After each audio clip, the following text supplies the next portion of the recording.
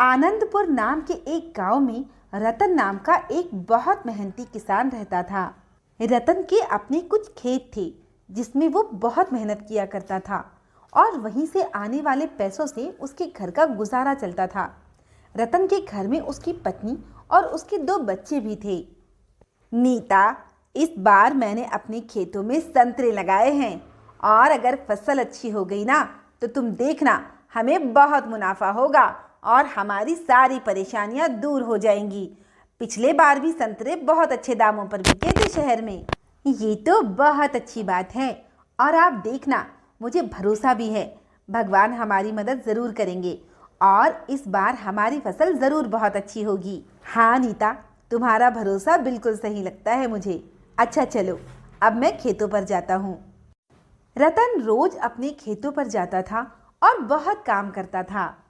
रतन संतरों के पेड़ में अच्छी तरह पानी दिया करता था, साफ सफाई किया करता था और हर तरह से अपने खेत का ध्यान रखता था। इसी तरह काफी महीने बीत जाते हैं और बरसात का मौसम आ जाता है।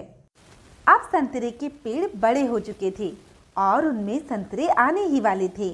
रतन अपने खेतों पर ही था। तभी रतन का दोस्त लाला वहां आता है, जिसका खेत रतन के खेत के पास ही था और वो दोनों खूब बातें करते। इसी तरह वे दोनों रोज बहुत सारी बातें किया करते थे। रतन भैया, इस बार तो आपकी खेती बहुत अच्छी होने वाली है। ऐसा लगता है कि बहुत सारे संतरे फलेंगे। हाँ लाला, इस बार मैंने बहुत मेहनत की है। बस भगवान की कृपा हो जाए तो मेरी सारी परेशानियां दूर हो जाएं। हाँ रतन भैया, बस भगवान की कृपा बनी रहे और ये तूफानी बारिश टल जाए बस। मैंने कुछ गांव वालों से सुना है कि इस बार अगर बारिश ज़्यादा हो गई तो सारी फसलें नष्ट हो जाएंगी। बस उन लोगों की बात सुनकर ही मैं परेशान हो गया हूँ। कहीं हमारी फसल नष्ट तो नहीं होगी ना? अरे नहीं नहीं लाला, ऐसा कुछ नहीं होगा। तुम ये सब मत सोचो, बस भगवान पर भरोसा रखो। भगवान है ना, सब ठीक कर देंगे। इसी तरह बातें करते हुए वो दोनों दोस्त अपने घर की तरफ लौट जाते हैं। रतन ने लाला को दिलासा तो दे दिया था, लेकिन अब लाला की बातें सुनकर रतन बहुत चिंता में पड़ जाता है। उसे लग रहा था कि कहीं सच में तूफानी बारिश हो गई तो उसकी तो सारी मेहनत पर पानी फिर जाएगा। और आखिर उसका डर सच ही निकला। एक दिन बहुत तेज बारिश हुई और बारिश रुकने का नाम ही नहीं ले रही थी।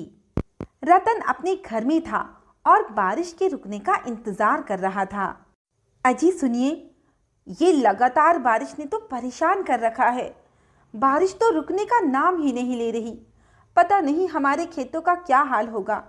हाँ नीता, मेरा भी मन बहुत घबरा रहा है, लेकिन अब हम क्या कर सकते हैं? हमें इंतज़ार ही करना होगा बारिश के बंद होने का। मुझे तो ये भी डर लग रहा है कि हमारी फसल ही ना बर्बाद हो जाए। मैंने बहुत मेहनत की है इस बार।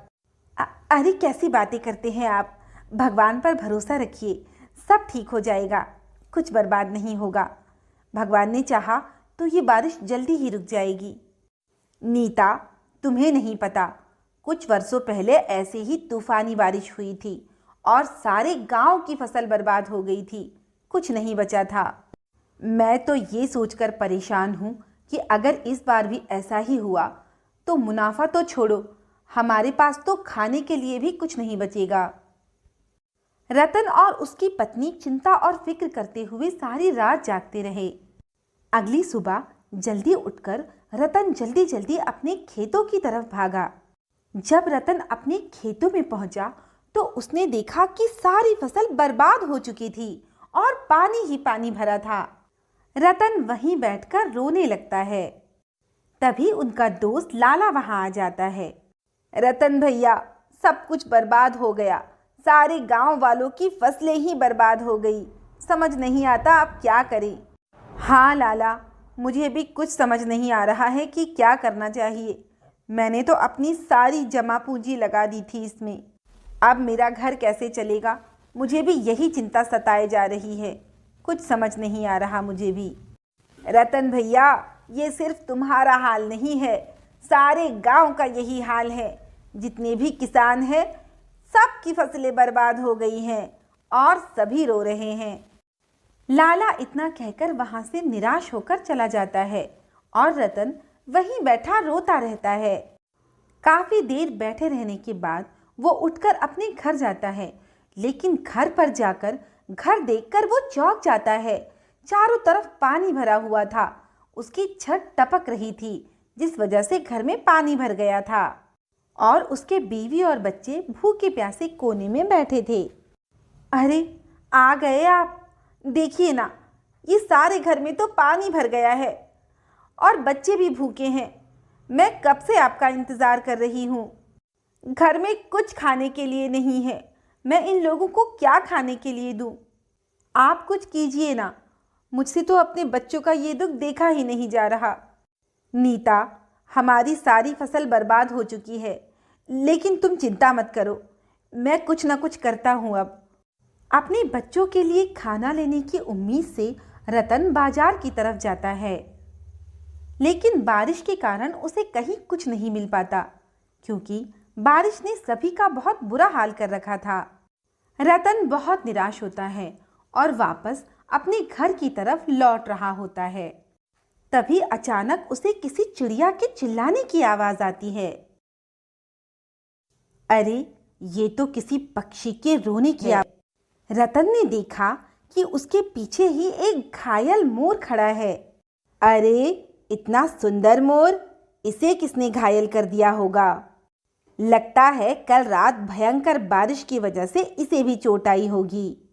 रतन ने उस मोर को अपने हाथों में उठा लिया और उसके घाव को साफ किया और जड़ी बूटियां लगाकर पट्टी बांध दी। रतन ने उसे पानी भी पिलाया। थोड़ी देर बाद मोर अचानक रतन से बात करने लगा और उसने कहा, रतन, तुम बहुत अच्छे इंसान हो, तुमने मेरी मदद की, वो भी ऐसे समय पर जब तुम खुद बहुत परेशान हो। तुमने अपनी सारी परेशानी भुलाकर मेरी जान बचाई। तुम तो एक पंछी हो ना, फिर इंसानों की तरह कैसे बोल रहे हो? क्या तुम कोई जादुई पंछी हो? इतना सुनते ही वो मोर परी में बदल जाता है।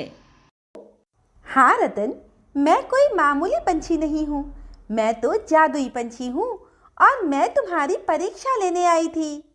ठीक है रतन, तुम ये जादुई मटका ले जाओ।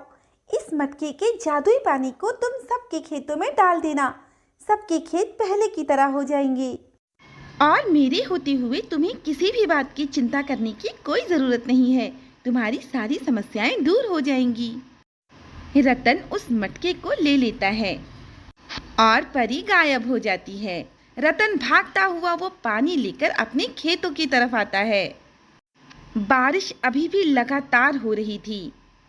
रतन ने वो जादुई पानी अपने खेतों में डाला और सब कुछ ठीक हो गया। बारिश भी रुक गई। रतन बहुत खुश हुआ। सभी लोगों के खेत पहले की तरह हरे भरे हो गए।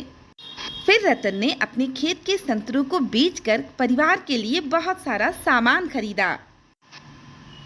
अरे बच्चों, देखो मैं तुम्हारे लिए कितना सारा खाने पीने का सामान लाया हूँ।